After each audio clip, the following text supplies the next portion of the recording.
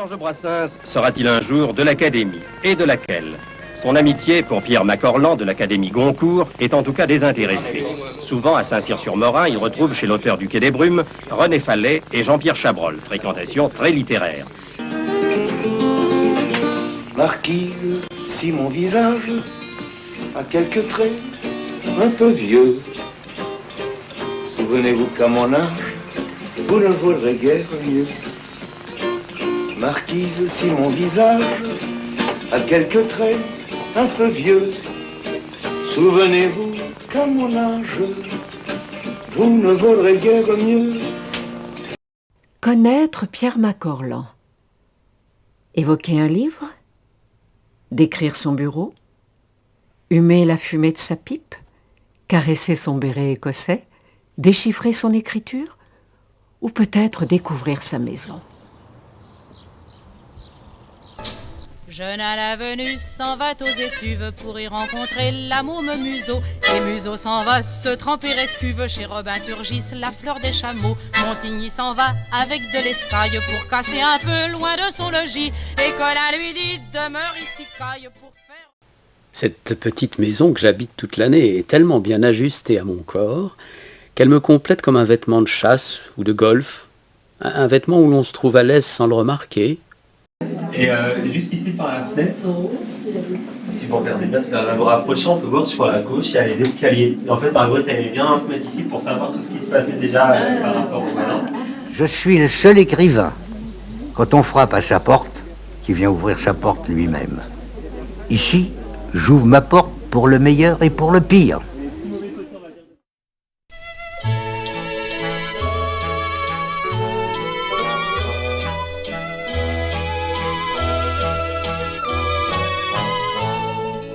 Il se sent si bien dans la vallée du Petit Morin. C'est une petite vallée paisible, enserrée entre deux haies de coteaux délicatement boisés, de charmants villages dont les maisons sont recouvertes de tuiles brunes. Le Petit Morin est une jolie rivière qui s'en va paisiblement vers son destin. Par sa couleur et l'élégance de sa composition, la vallée fait songer au paysage de Corot. Le plus curieux est à mon avis que ce grand garçon dévoué et souvent déconcertant est le créateur d'une auberge qui, je crois, doit être à peu près la seule de ce genre.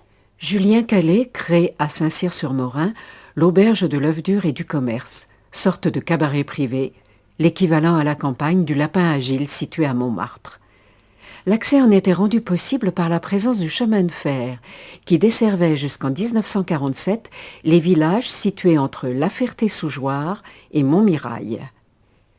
Julien Calais étant l'ami de Frédéric Gérard, dit Frédé, qui vécut aux Armenats, autre hameau de Saint-Cyr-sur-Morin, le lien est établi entre cette campagne briarde et Pierre Macorlan. Je sentais qu'à Montmartre, j'avais tout épuisé. Il fallait que je change d'eau. Eh bien, j'allais au Lapin, je connaissais Marguerite qui était là, qui était au Lapin, c'était la fille de Berthe, qui était la femme de Frédéric. Berthe avait eu Marguerite d'un autre lit. Son père n'était pas Frédéric Gérard.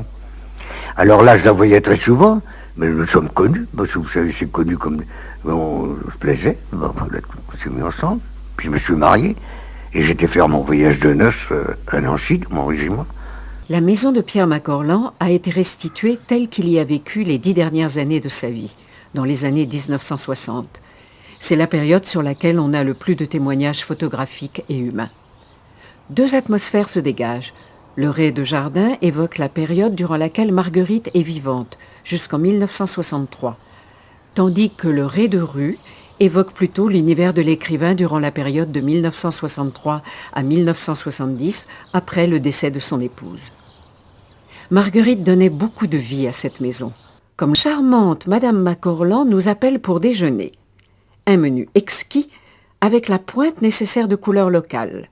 L'omelette au cerfeuil, les fruits du verger, le vin gris des coteaux, suffisant à prouver que l'hôtesse, autant que son mari, aime tout ce qui sur cette terre de misère est aimable. Macorlan aménagera cette maison, l'embourgeoisera et en fera sa résidence principale dans l'entre-deux-guerres. Un rat est venu dans ma chambre, il a rongé la souricière, il a arrêté la pendule et renversé le pot à bière. Je l'ai pris entre mes bras blancs, il était chaud comme un enfant. Je termine une installation qui me permettra d'habiter toute l'année à Saint-Cyr-sur-Morin. Au début, la maison reste rudimentaire et proche de l'aspect bricole. En atteste une photographie représentant Bertheluc à côté de la cheminée de la pièce du rez-de-jardin. On y voit une porte ancienne de ferme, des murs couverts d'enduit de plâtre, ainsi que cette fameuse cheminée briarde avec un four à pain en retour, caractéristique de l'architecture rurale locale. J'ai perdu ma femme et je suis déséquilibré. 55 ans marié avec Marguerite. Je ne suis pas, il manque quelqu'un ici. C'est une maison qui est vide. Je suis seul ici dans cette maison-là, mais avec une présence continuelle qui disparaît dans la journée. C'est pour ça que j'aime beaucoup qu'on vienne me voir. Dans la journée, on me fait parler d'autre chose, voilà. Mais dès que je retombe seul, je suis seul. Alors là, je ne peux pas dire le mot heureux, non, il ne peut pas me convenir. Puis il n'y a rien à faire. Après sa mort, il déménagea sa chambre dans la pièce d'à côté et fit de celle-ci un bureau de nuit, dans lequel il écrivait en s'enfermant à double tour, gagné par la peur à la tombée du jour. Dans cette chambre, Pierre Macorlan s'éteignit le 27 juin 1970.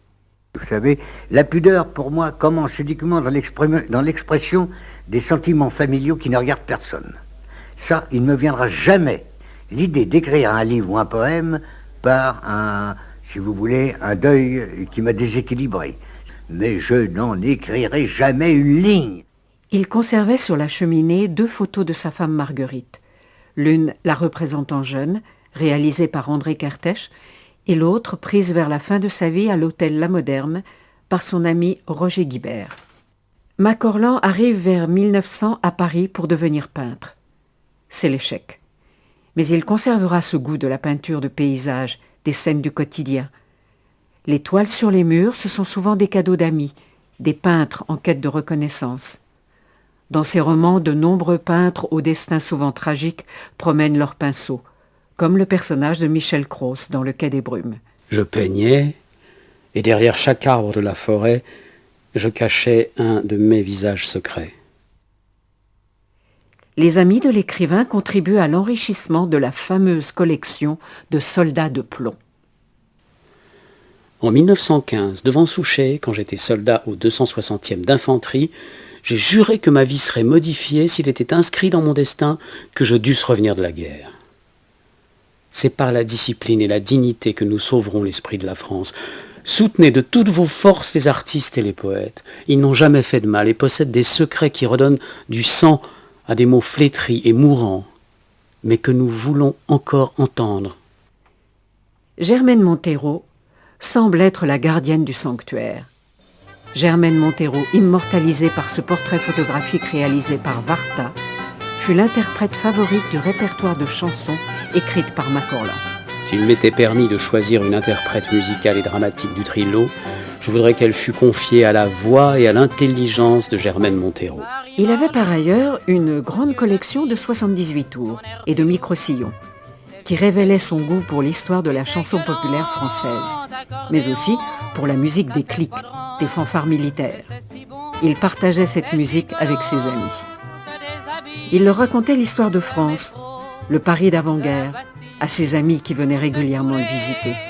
Georges Brassens, Juliette Gréco, Jacques Brel, Jean Giono.